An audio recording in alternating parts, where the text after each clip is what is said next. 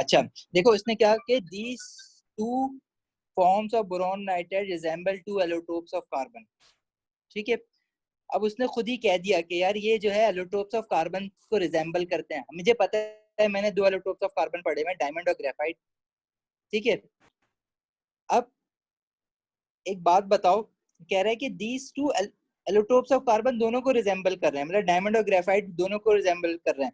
तो आप लोगों को क्या लगता है कि स्ट्रक्चर ए किसको रिजेंबल कर रहा होगा, डायमंड को या ग्रेफाइट को? स्ट्रक्चर बी किसको रिप्रेजेंट कर रहा होगा? इनमें से किसी एक स्ट्रक्चर को देख के पहचान सकते हो कि यार इनमें से ग्रेफाइट कौन सा है और डायमंड कौन सा है? स्ट्रक्चर ए अगर मैं देखूं और से, तो स्ट्रक्चर ए जो है वो डायमंड से मिलता जुलता है। सही है, तो मैं स्ट्रक्चर ए के लिए अपना आंसर बना सकता हूँ कि यार ये स्ट्रक्चर ए जो है ना वो ग्रेफाइट जैसा दिख रहा है। सही है, अगर नहीं भी मुझे समझ आ रहा ना, तो आगे वो क्वेश्चन में मेरे लिए आसानी पैदा करेगा। अभी वो बताएगा मुझे कि कौन सा स्ट्रक्चर है, वो क्या है। मतलब क्लियर कट नहीं बताएगा, लेकिन आंसर से मुझे कुछ ना कुछ समझ जरूर आ जाएगा। अच्छा, जो लोग डायमंड को ए कह रहे हैं वो मुझे थोड़ा सा रीजन दे सकते हैं? इनमें से आप कोई स्ट्रक्चर, डायमंड का स्ट्रक्चर टेट्राहेड्रल है, इस तरह से है।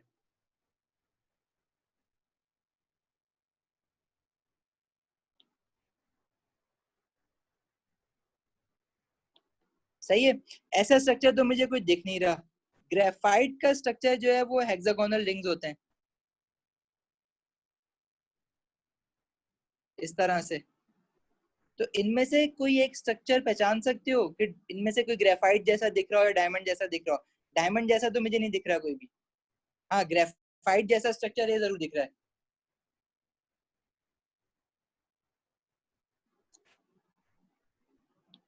सही, अच्छा देखो, तो हमने ये डिसाइड कर लिया कि जो ए जो है ना वो ग्रेफाइट लाइक है।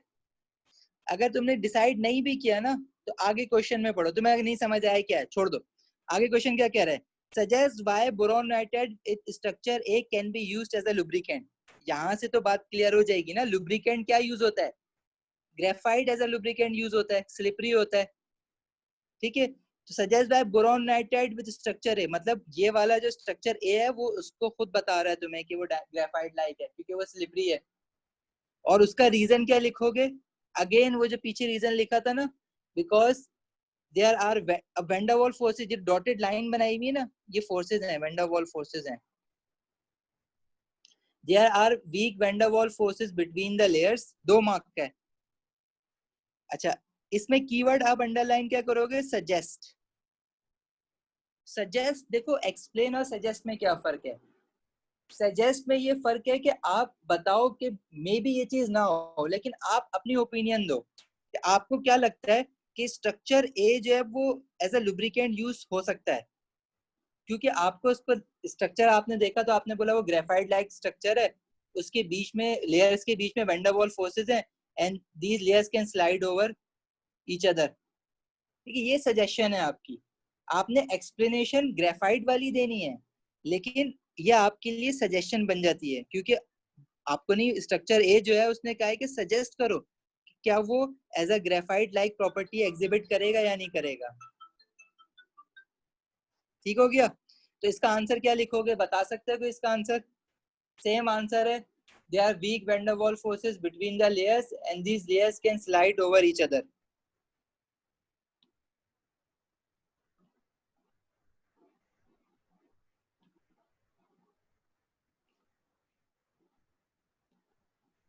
They are van der Waals forces between the layers and the layers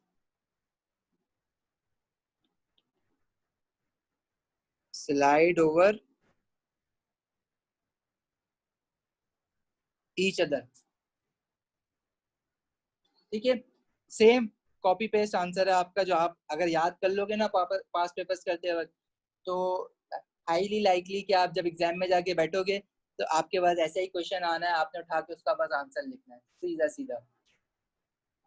suggest bye boron nitride with structure B does not conduct electricity. अब जब स्ट्रक्चर ए को डायमंड से वो रिजेंबल कर रहा है, ओ सॉरी, स्ट्रक्चर ए को जो है वो ग्रेफाइट से रिजेंबल कर रहा है, तो स्ट्रक्चर बी को किससे रिजेंबल करना पड़ेगा? डायमंड से। ठीक है, अगर ये बात नहीं भी समझ आती ना, तो आपको वो क्वेश्चन में पूछे suggest that boron nitride with structure B does not conduct electricity. ये सॉलिड है और सॉलिड इलेक्ट्रिसिटी कंडक्ट नहीं करते, उसका सिर्फ और सिर्फ एक रीजन होता है, they do not have free electrons. ठीक है, नो फ्री इलेक्ट्रॉन्स या नो सी ऑफ इलेक्ट्रॉन्स। तो सिंपल उठा के लिख दो, it does not have free electrons. ठीक है, या सिंपल नो फ्री इलेक्ट्रॉन्स भी लिख के आ जाओगे ना आंसर में, इनफ है।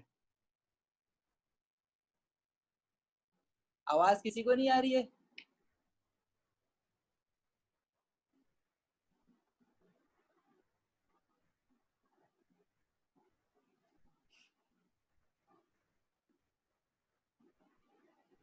सही आवाज आ रही है सर।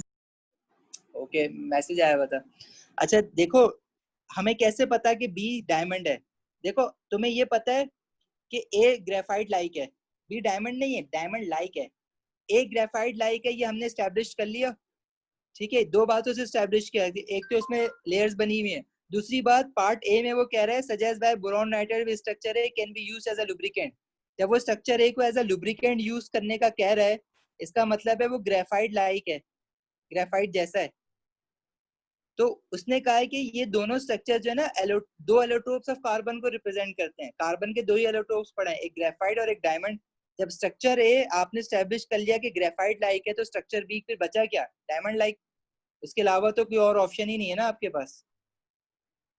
इसलिए मैं बी को जो है वो डायमंड लाइक कह रहा हूँ, डायमंड नहीं कह रहा, डायमंड लाइक है। वो बोरॉन नाइट्राइड है, कार्बन का थोड़ी बना हुआ है। B is like a diamond, A is like a graphite. तो suggest that boron nitride with structure B does not conduct electricity. Diamond क्यों नहीं करता? No free electrons. तो बी क्यों नहीं करेगा? Because it does not have free electrons, no free electrons. Lubricant, देखो lubricant बताया था ना, हमारे पास स्लिपरी मटेरियल होता है जो हम मशीनरीज में डालते हैं, जैसे इंजन ऑयल है, engine oil is a lubricant, ताकि जो मैकेनिकल पार्ट्स हैं इंजन के, वो एक दूसरे पे जब रगड़ खाते हैं तो वो क्या कहते हैं, फ्रिक्शन ना उनके बीच में रिड्यूस हो जाए, दैट्स लुब्रिकेंट। लुब्रिकेंट का वर्ड हैंडआउट्स में होगा, वो हैंडआउट्स पढ़ते वक्त अगर कोई वर्ड का आपको मीनिंग नहीं पता है तो वो पूछ लिया करो। अच्छा, अब वो पूछ रहा है सी पार्ट में, suggest by boron nitride with structure B can be used in cutting tools and drill bits। अब cutting tools and drill bits किसका यूज था? डायमंड का यूज था। और वो क्यों यूज होता है? क्योंकि वो हार्ड होता है, हार्ड एंड ब्रिटल होता है। तो स्ट्रक्चर बी भी जो होगा उसको वो भी मुझे सजेस्ट करो, तो आप बोलोगे स्ट्रक्चर बी भी भाई हार्ड होगा, तभी तो नहीं, तभी तो ड्रिल बिट्स में यूज हो रहा है। तो स्ट्रक्चर बी इज हार्ड। आप सिर्फ ये लिख दो, structure B is hard, that's it.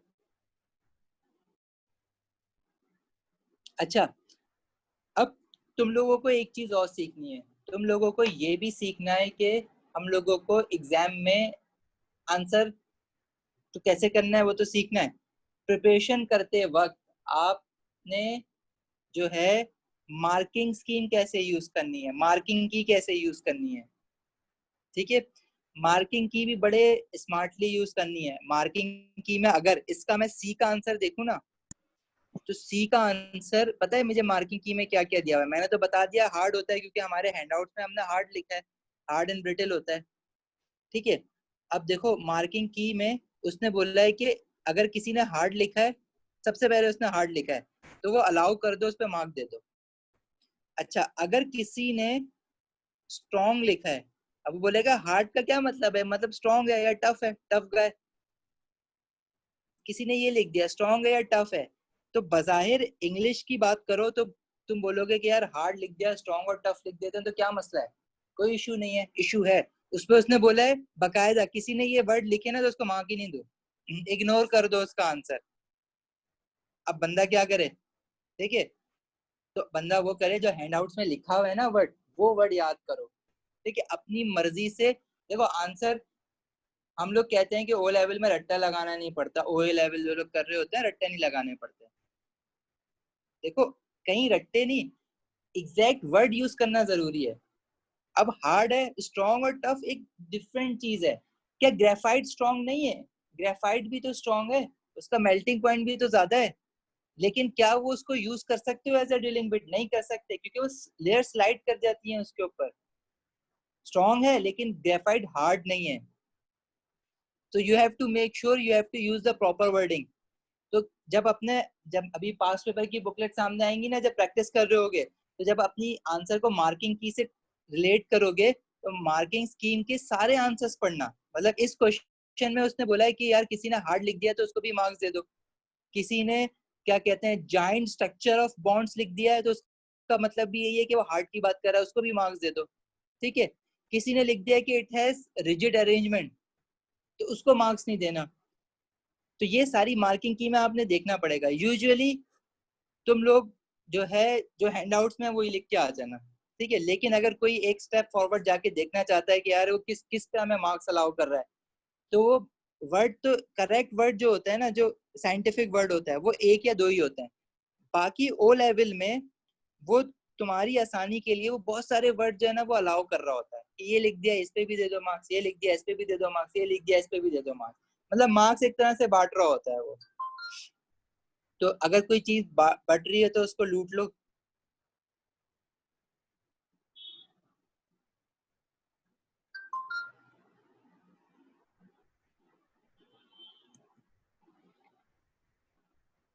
सही है। अच्छा हाँ, इसमें क्या रीजन बताना जरूरी है कि इसकी हार्डनेस है या नहीं है? वो कैसे पता चलेगा? मार्क्स देख के। अब आप इसके मार्क्स देखोगे और मार्क्स इसके कितने दिए हुए हैं? 2 मार्क्स दिए हुए हैं। तो इसका क्या मतलब है कि आपने रीजन बताना है। तो आपने लिख दिया कि स्ट्रक्चर बी इज हार्ड, ये आपका 1 मार्क हो गया।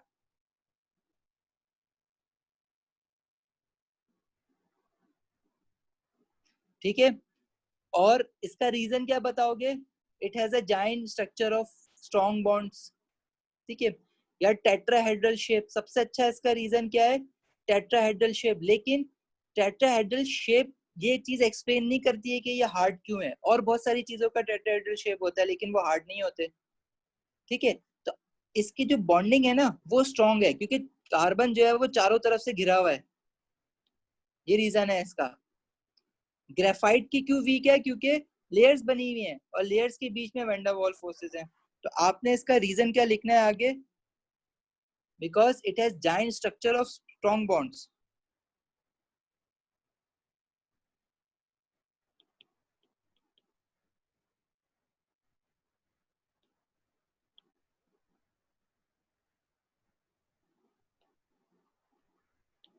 एक मार्क आपको यहाँ मिल जाएगा।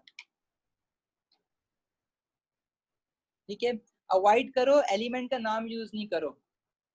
तो अगर गलत यूज कर दिया ना, अगर क्योंकि सबको याद जो है ना वो कार्बन कार्बन होता है, पास पेपर में कार्बन कार्बन बॉन्ड का बहुत जगह आ रहा होता है। तो अगर कार्बन कार्बन लिख के आ गए ना, तो वो उसको इग्नोर कर देगा लेकिन तुम्हें मार्क्स नहीं मिलेंगे। तो अवॉइड करो, ना लिखो। अगर आपने ये लिखा ना it has a giant structure of strong bonds, और ये बोरॉन नाइट्रेट था और आपने गलती से इसमें कार्बन कार्बन डाल दिया, तो ये बात सही लिखी थी लेकिन सिर्फ कार्बन कार्बन लिखने की वजह से मार्क्स चला जाएगा। तो जब वो अलाउ कर रहा है कि एलिमेंट्स के नाम ना दो, सिर्फ स्ट्रॉन्ग कोवलेंट बॉन्ड्स लिख दो या जाइंट कोवलेंट बॉन्ड्स लिख दो, तो इनफ है। ट्राई करो ना दो नाम, अपनी आसानी पैदा करो। समझ आई यहाँ तक? किसी का कोई क्वेश्चन?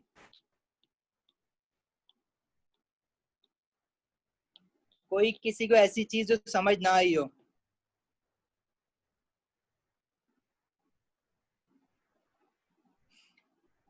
अच्छा देखो, इस चीज में ना, इस चीज की प्रैक्टिस के लिए मैं तुम लोगों को एक क्वेश्चन छोड़ूंगा तुम्हारे लिए, जो तुम खुद करोगे।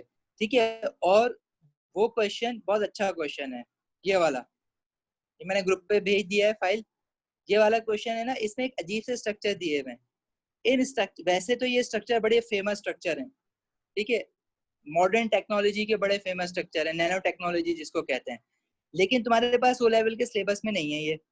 लेकिन हम लोगों ने इन क्वेश्चन में उसने एक बार डाल दिया था, अगेन उसने रिलेट करा, जैसे ब्लू डायमंड को रिलेट करा था ना डायमंड के साथ, और बोरॉन नाइट्राइट को रिलेट करा था। तो इसी तरह यहाँ पे हम कार्बन नैनो ट्यूब्स को और बकी बॉल्स को रिलेट कर रहे हैं।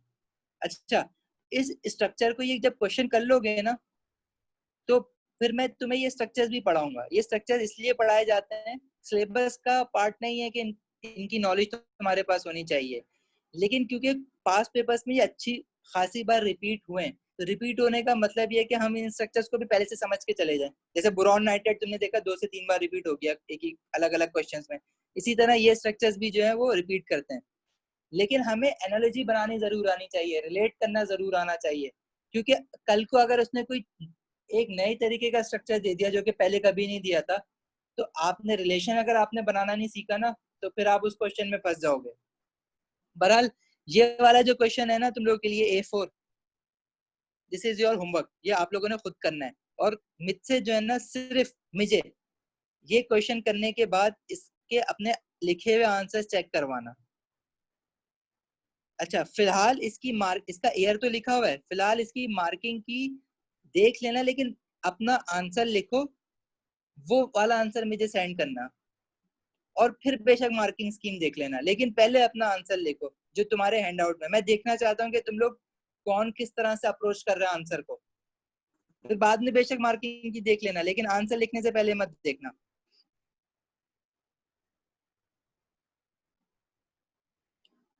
अच्छा, हमारे पास ये क्वेश्चन है।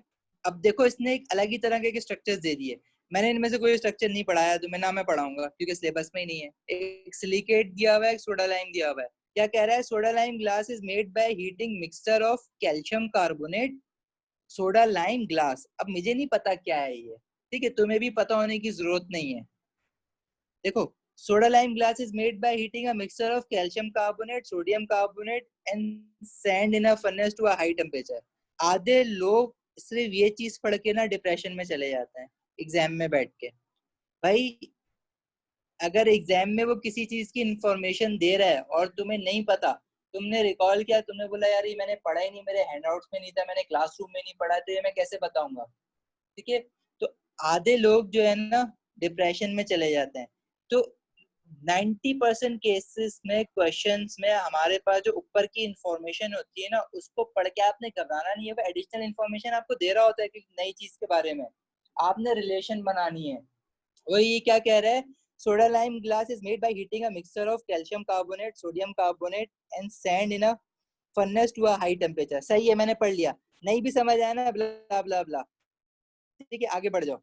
Other glasses contain compounds called silicates. अब पता ही नहीं है सिलिकेट्स क्या है, कोई बात नहीं, आगे बढ़ जाओ। The simplified structure of a silicate and sodium lime glass are shown. पता नहीं, मुझे तो समझ ही नहीं आया कि क्या बोल रहा है, क्या इन्फॉर्मेशन दे रहा है। कोई बात नहीं, नहीं दोस्त, परवाह नहीं करो। स्ट्रक्चर्स उसने दे दिए हैं, स्ट्रक्चर देख के डिफरेंसेस बता सकते हो क्या क्या डिफरेंसेस हैं। क्वेश्चन में तुमसे डिफरेंसेस नहीं पूछा, लेकिन मैं ऐसे ही पूछ रहा हूँ जस्ट फॉर फन। बल्कि पूछ रहा है क्वेश्चन में भी, describe two differences between the silicate and soda lamp, पूछ रहा है इस क्वेश्चन में। अब डिस्क्राइब का मतलब ये है कि आपने सिर्फ जो दिख रहा है वो बताना है, ठीक है, what you seeing in question right now. Describe का मतलब हमेशा ये होता है कि जो चीज सामने दिख रही है, आपने प्रिडिक्ट नहीं करना है उसमें। जैसे आपने बोला यार सिलिकेट है, इसमें ये हो सकता है, नहीं, अपनी नॉलेज नहीं लगानी है, जो दिख रहा है वो बताओ बस। डिस्क्राइब का मतलब ये होता है। मैंने ये नहीं पूछा कि सोडा लाइम इलेक्ट्रिसिटी कंडक्ट कर रहा है नहीं कर रहा, मैंने कहा अभी सिर्फ स्ट्रक्चर्स बताओ कि स्ट्रक्चर्स में क्या डिफरेंस है। इसने दो डिफरेंसेस बोले हैं बताने के लिए, आपको जितने दिख रहे हैं ना आप सारे बताओ।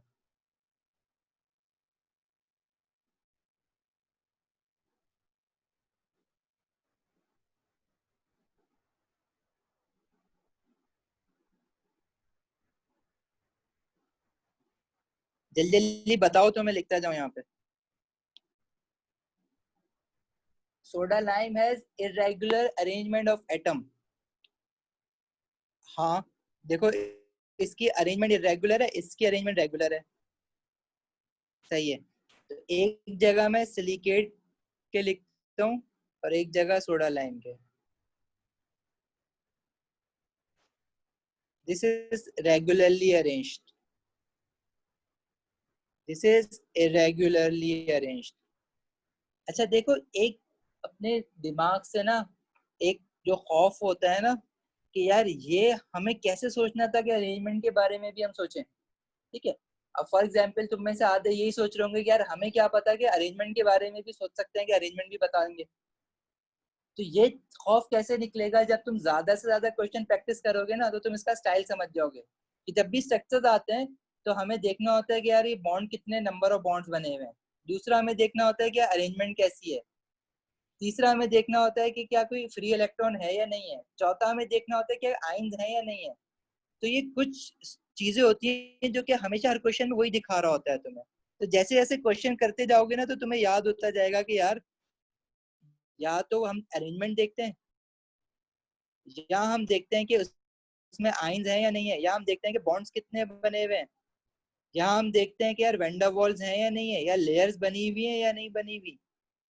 तो हमेशा इसी तरह की सारी चीजें देख रहे होते हो। तो जैसे जैसे क्वेश्चन करोगे ना, तो तुम्हें पता चल जाएगा कि तुम्हें ढूंढना क्या है, किसकी बेसिस पे डिफरेंस ढूंढना है, तुम्हें ये पता चल जाएगा। तो किसी ने मुझे बताया है कि सिलिकेट जो है वो रेगुलरली अरेंज्ड है, सोडा लाइम जो है वो इरेगुलरली अरेंज्ड है। उसके अलावा सिलिकेट हैज टू एलिमेंट्स। अच्छा, सिलिकॉन और ऑक्सीजन। तो सोडा लाइम में भी तो दो ही है, सिलिकॉन और ऑक्सीजन। और एक और भी है, सोडियम। यस, तो ये भी डिफरेंस बन सकता है।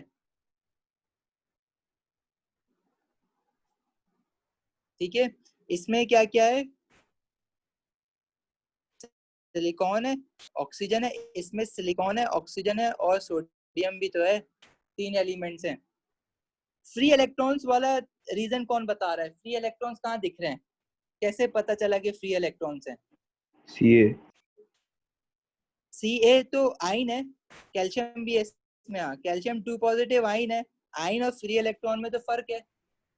Free ions, soda lime has free ions. Free ions तो नहीं है, हैज आइंस। अभी ये फ्री है या नहीं है वो डिपेंड करेगा कि अगर इसका लिक्विड स्टेट बना दो। सॉलिड स्टेट में ये आइंस हैं, प्रेजेंस ऑफ आइंस है, लेकिन फ्री नहीं है। सॉलिड में आइंस फ्री नहीं होते हैं। ठीक है, ये रीजन समझना है तुम्हें। आप ये लिखोगे it has ions, soda lime has ions. ठीक है, फ्री नहीं लिख सकते इसके साथ। हमें कैसे पता? सॉलिड स्टेट में फ्री थोड़ी होते हैं।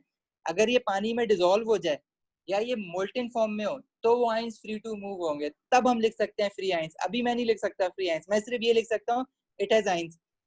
और सिलिकेट में क्या लिख दूंगा? It has no ions. तो आप अपने आंसर में या तो ये लिख दो कि सिलिकेट हैज नो आइंस, या ये लिख दो कि सोडा लाइम हैज आइंस। तो वो उल्टे बात खुद ही बन जाती है। खैर, और कोई reason on the basis of bonding कोई बता सकता है? Soda lime has calcium 2 positive ions, ये बात हमने कर ली है ना।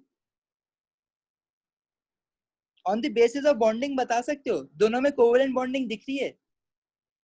मुझे ये देख के बताओ कि यहाँ पे जो ऑक्सीजन है सिलिकेट में, उनके कितने बॉन्ड बने हुए हैं सिलिकॉन के साथ?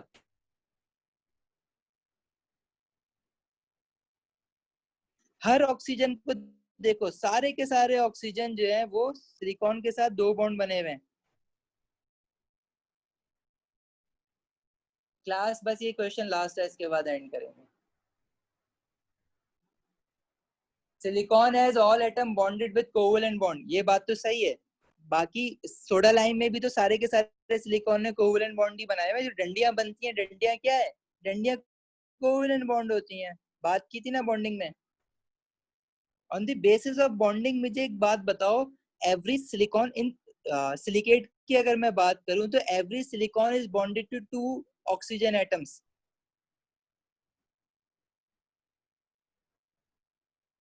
Every silicon is bonded to 2 oxygen atoms. क्या सोडा लाइम में ये बात सही है? क्या सोडा लाइम में सारे के सारे सिलिकॉन 2 ऑक्सीजन के साथ बॉन्डेड हैं? या इसको ना यूं करके लिख लो, बल्कि हमने ऑक्सीजन देखे थे ना, ऑक्सीजन सर्किल किए थे, तो हम ये लिख लेते हैं कि all oxygen atoms make 2 bonds with silicon atoms. ये बात सही है ना? हर ऑक्सीजन ने देखो 2 कोवेलेंट बॉन्ड बनाए हुए हैं सिलिकॉन के साथ। हर ऑक्सीजन ने 2 कोवेलेंट बॉन्ड बनाए हुए हैं। क्या सोडा लाइम में ऐसा है? सोडा लाइम में क्या सारे के सारे ऑक्सीजन दो बॉन्ड बना रहे हैं सिलिकॉन के साथ? देखो ये वाला तो बना रहा है। अगर मैं बात करूं इस वाले ऑक्सीजन की, जो मैंने ग्रीन में सर्किल किया, ये तो बना रहा है। इस वाले ऑक्सीजन की बात करूं तो ये भी बना रहा है। इस वाले ऑक्सीजन की बात करूं तो ये भी बना रहा है। ये वाले ऑक्सीजन को देखो, ये भी बना रहा है। ये वाला ऑक्सीजन देख रहे हो, इसने सिर्फ एक ही बॉन्ड बनाया हुआ है। इसी तरह ये वाले ऑक्सीजन ने भी एक ही बॉन्ड बनाया हुआ है। ये वाले ऑक्सीजन ने भी एक ही बॉन्ड बनाया हुआ है। तो ये एक डिफरेंस हो गया ना। इस सिलिकेट में ऑल ऑक्सीजन एटम एक 2 bonded silicon atom, but not in soda lime. ठीक है, उसने 2 डिफरेंसेस पूछे थे, हमने कितने कर लिए? 1 2 3 4 कर लिए। इसके अलावा और कोई डिफरेंस बता सकता है?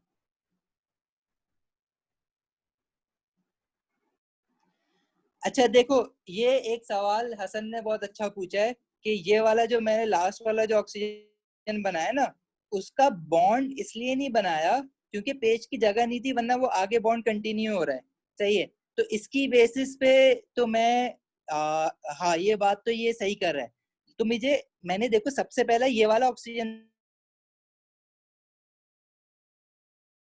देखा ना, ये जो मैं ब्लू में सर्किल कर रहा हूँ, ये वाले ऑक्सीजन के पास तो जगह थी, अगर इसका बॉन्ड होता तो बना देता।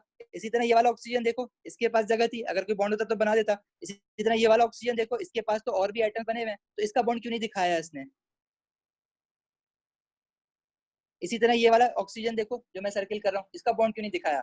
हाँ, कॉर्नर वाले से देखना खतरनाक है, सही कह रहे हो। इसी तरह जैसे ये वाला ऑक्सीजन है, इस आप बोलो कि भाई इसका एक ही बॉन्ड है, तो ये कॉर्नर पे असल में एक और सिलिकॉन ऐसे कंटिन्यू हो रहा होगा यहाँ पे। ठीक है, सिलिकेट में देखो तो ये वाला जो ऑक्सीजन है, इसका एक बॉन्ड है, एक बॉन्ड यहाँ पे होगा।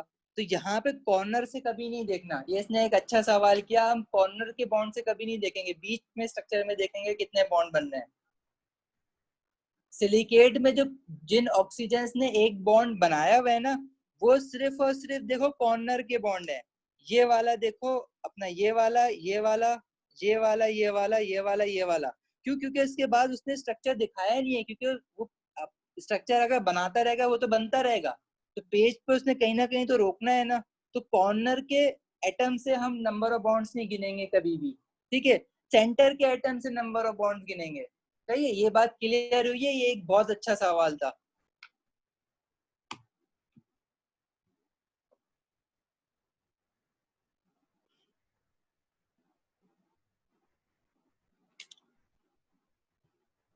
ओके,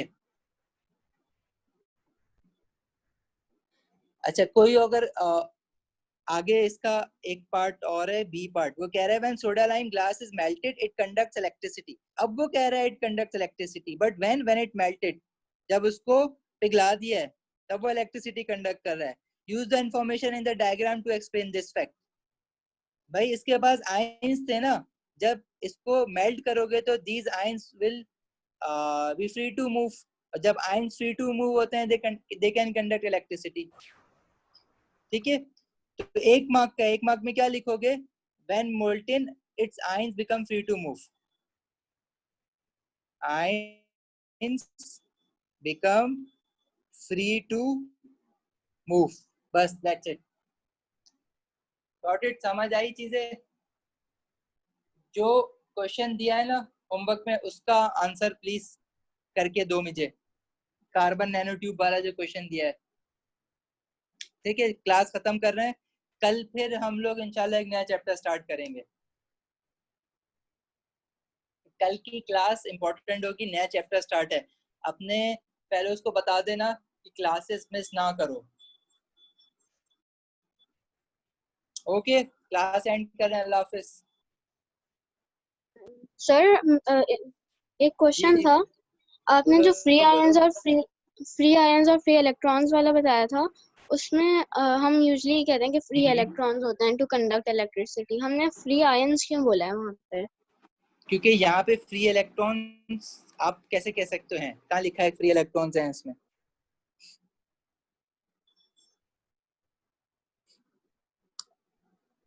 और सिलिकॉन डाइऑक्साइड है, सिलिका, सिलिका से इसकी प्रॉपर्टीज एक्सट्रैक्ट करोगी ना।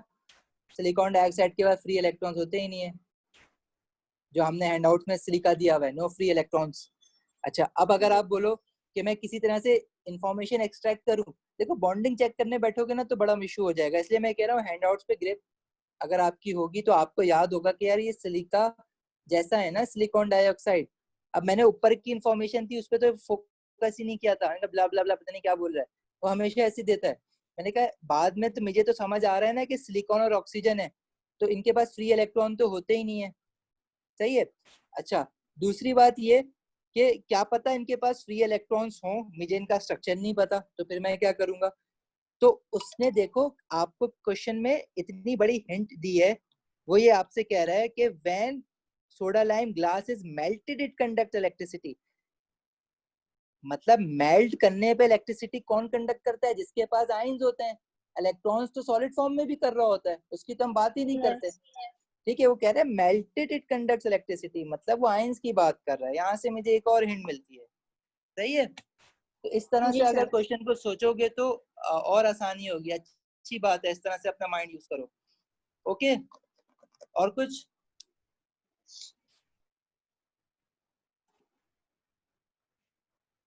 चलो एंड कर दें क्लास पे। जी सर। अल्लाह हाफिज़, सी यू टुमारो।